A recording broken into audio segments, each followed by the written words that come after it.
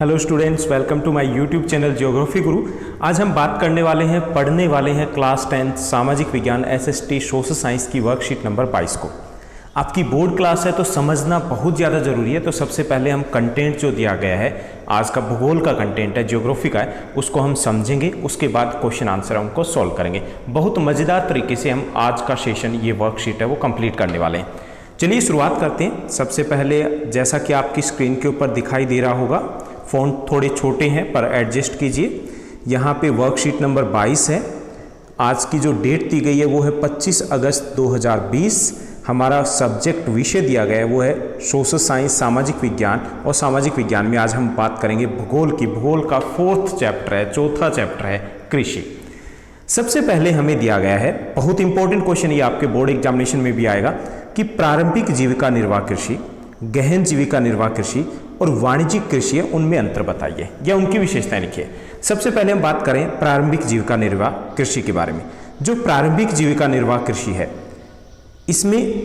इसको हम जैसे प्रारंभिक जीविका निर्वाह कृषि नाम दिया गया कि ये वो कृषि है जो हम सबसे पहले करना सीखे थे।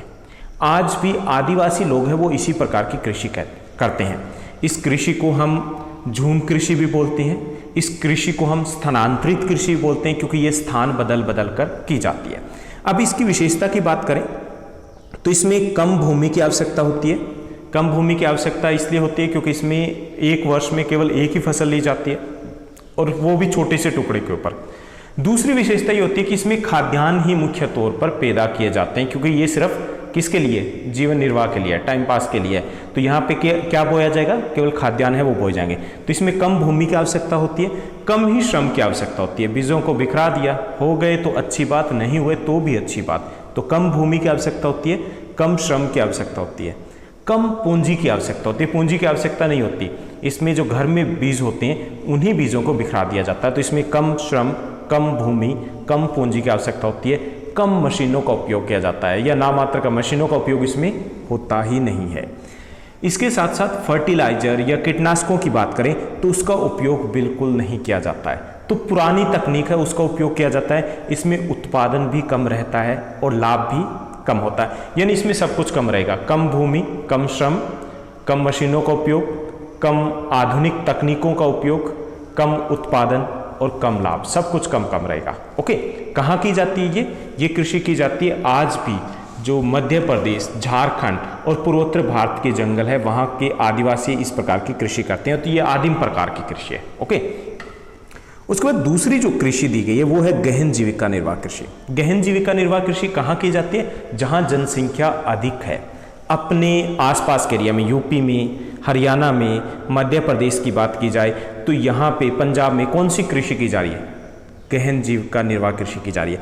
तो इसकी विशेषता उसके उलट होती है। इसमें अधिक भूमि की आवश्यकता होती है, क्योंकि जनसंख्या अधिक है तो अधिक भूमि की आवश्यकता होती है, और वर्ष में 2 या 2 से ज़्यादा फसलें ली जाती है।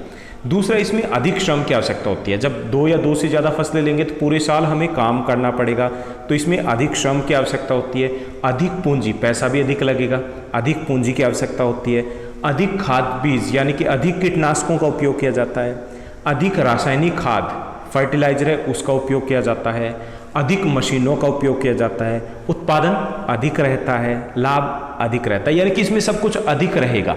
अधिक भूमि, अधिक श्रम, अधिक पूंजी, अधिक रासायनिक खादों का उपयोग, अधिक कीटनाशकों का उपयोग, अधिक उत्पादन और अधिक लाभ। ओके, आसानी से आप समझ पाओगे इसे। तो ये कहाँ की जाती है, जो घनी जनसंख्या वाले इलाके हैं वहाँ पर की जाती है, और मुख्य तौर पर इसमें भी ज़्यादातर खाद्यान्न है उनके ऊपर ही जोर दिया जाता है।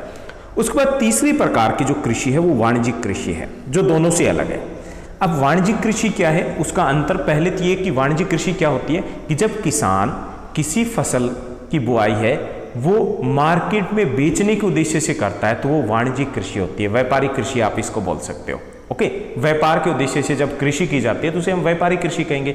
जैसे हरियाणा में या यूपी में लगाइए, किसान सरसों, मस्टर्ड है, उसकी बुआई करता है। अब किसके लिए कर रहा है, बाजार में बेचने के लिए, तो क्या होगी, वाणिज्यिक कृषि होगी। ओके, तो वाणिज्यिक कृषि है, इसमें किसान बाजार में बेचने के लिए कृषि करता है। इसकी विशेषता बाकी वही रहेगी, इसमें अधिक पूंजी की आवश्यकता होती है, खेतों का आकार ज़्यादा बड़ा होता है, अधिक श्रम की आवश्यकता होती है, अधिक मशीनों का उपयोग किया जाता है, अधिक कीटनाशक की आवश्यकता होती है, उत्पादन भी अधिक रहता है और लाभ भी इसमें अधिक होता है। रोपण कृषि जो है वो वाणिज्यिक कृषि का ही एक प्रकार है। रोपण कृषि में खेतों का आकार काफ़ी बड़ा होता है, 100 एकड़ का एक खेत हो सकता है और उसमें एक ही प्रकार की फसल बोई जाती है। लेकिन रोपण कृषि वाणिज्यिक कृषि से अलग क्या है कि जैसे नाम से पता चला रोपण, इसमें पौधों को लगाया जाता है, यानी कि पहले एक जगह पे पौधे लगाए जाएंगे, उसको लगाया जाएगा। लेकिन ऐसे तो चावल भी लगाया जाता है, क्या वो रोपण कृषि है? नहीं, क्योंकि इसकी एक कंडीशन ये है कि एक बार पौधे लगाने के बाद वो कम से कम अगर 2 से 3 वर्ष तक फसल दें। जैसे चाय का पौधा है 25 से 30 वर्ष तक देता है, इसी तरीके से कॉफ़ी है वो भी 25 से 35 वर्ष तक फसल देते हैं, तो ये रोपण कृषि में आएंगे। ओके, तो रोपण कृषि है उसकी विशेषता, जो रोपण कृषि वाणिज्यिक कृषि है उसकी विशेषता सारी की सारी वैसी रहेगी जैसी गहन जीविका निर्वाह कृषि में सब कुछ अधिक चाहिए। खेतों का आकार हालांकि जो गहन जीविका निर्वाह कृषि है उससे कई गुना ज़्यादा होता है। रोपण कृषि की मुख्य जो फसलें हैं उनमें है चाय, कॉफ़ी, रबड़, गन्ना, केला इत्यादि, ये रोपण कृषि की मुख्य फसलें हैं। तो ये था प्रारंभिक जीविका निर्वाह कृषि, गहन जीविका निर्वाह कृषि, वाणिज्यिक कृषि। प्रारंभिक जीविका निर्वाह कृषि सब कुछ कम रहता है, पुराने प्रकार की कृषि है। गहन जीविका निर्वाह कृषि है वो घनी जनसंख्या वाले इलाके में की जाती है, सब कुछ अधिक आवश्यकता होती है। वाणिज्यिक कृषि में जो फर्क ये आता है कि इसमें श्रम और पूंजी, जो मशीन और पूंजी है वो और ज़्यादा बढ़ जाती है, उत्पादन भी और अधिक होता है।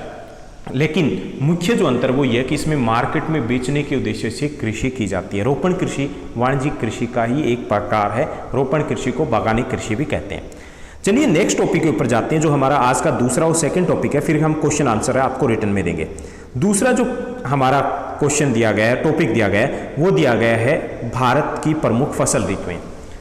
शस्य प्रारूप भी इसको कह सकते हैं। तो 3 फसल ऋतुएं होती हैं हमारे देश में, रबी, खरीफ और जायद।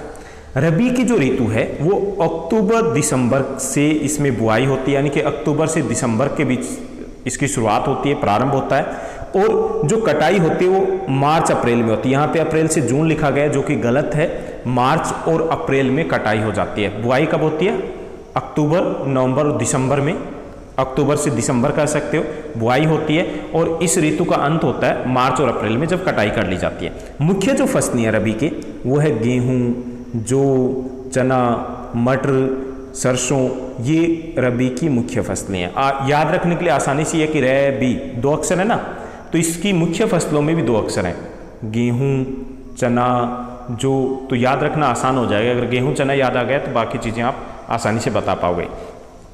अब रबी की फसलें उत्तर पश्चिमी हरियाणा, जो उत्तर पश्चिमी जो राज्य हैं जैसे पंजाब, हरियाणा, यूपी, हिमाचल प्रदेश, जम्मू कश्मीर, यहाँ पर गेहूं मुख्य तौर पर रबी की फसल होती है जो बोई जाती है। अब खरीफ की फसल है।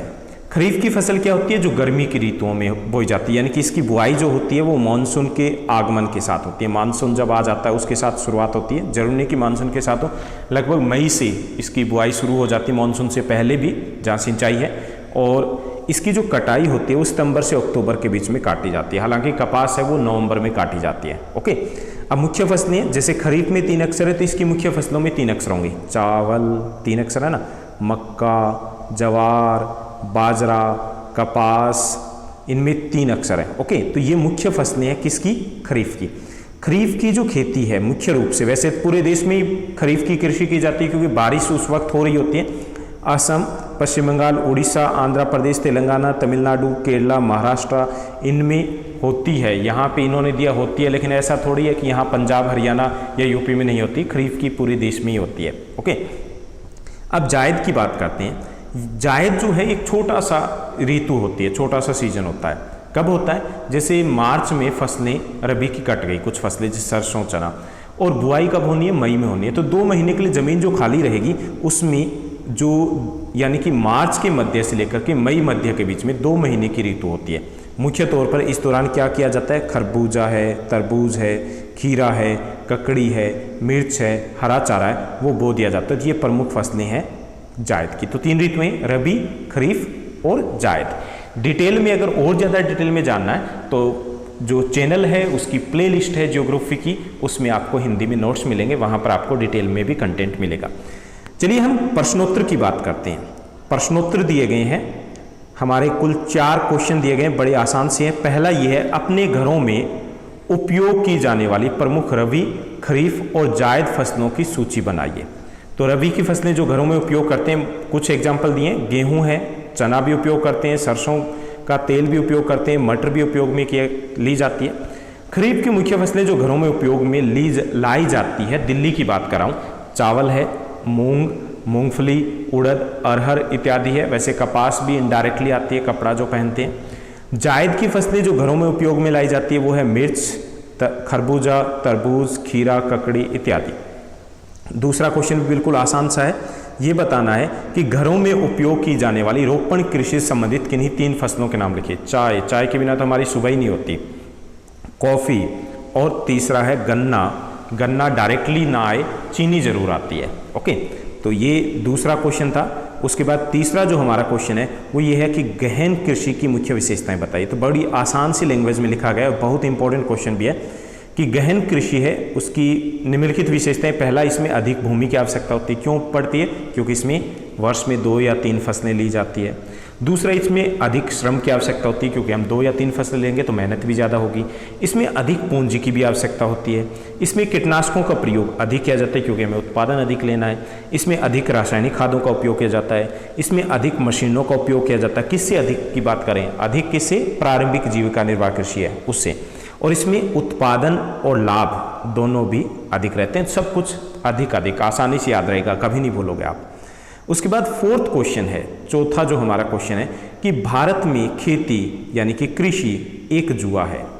क्या आप इस बात से सहमत हैं? तो 2 तर्क दीजिए। यस, बिल्कुल सही है कि भारत में कृषि है वो क्या है? मॉनसून का जुआ कहा जाता है इसे। कृषि है वो पूरी तरीके से जुआ। इसके 2 कारण हैं। पहला तो ये कि भारत में 50% से अधिक जो भूमि है आज भी बारिश पर निर्भर करती है। बारिश हुई तो बम्पर फसल, और बारिश नहीं हुई तो सब कुछ बर्बाद। तो बारिश है वो अनिश्चित है, आना जाना पक्का नहीं है, तो इसके कारण उत्पादकता भी अनिश्चित है, जुए की तरह रहती है, क्या होगा क्या नहीं होगा। दूसरा ये कि भारत में अधिकांश फसलों के दाम भी निश्चित नहीं होते। इस कारण भी किसानों का मुनाफा भी अनिश्चित रहता है। फसल बम्पर हो जाए तो भी पक्का नहीं है लाभ कितना होगा। तो इन 2 कारणों से, क्योंकि हमारी कृषि है वो बारिश के ऊपर निर्भर है, दूसरा फसलों के दाम निश्चित नहीं है, इसलिए भारत में कृषि को जुआ कहा जाता है। तो ये था हमारा आज का सेशन। आपको इससे अच्छी क्वालिटी के नोट्स और शायद वर्कशीट है कहीं और नहीं मिलेगी सोशल साइंस की बेसिकली। तो आप ऐसे ही हमारे साथ बने रहिए। इस चैनल को लाइक सब्सक्राइब जरूर कीजिए। Thank you, bye bye, have a nice day.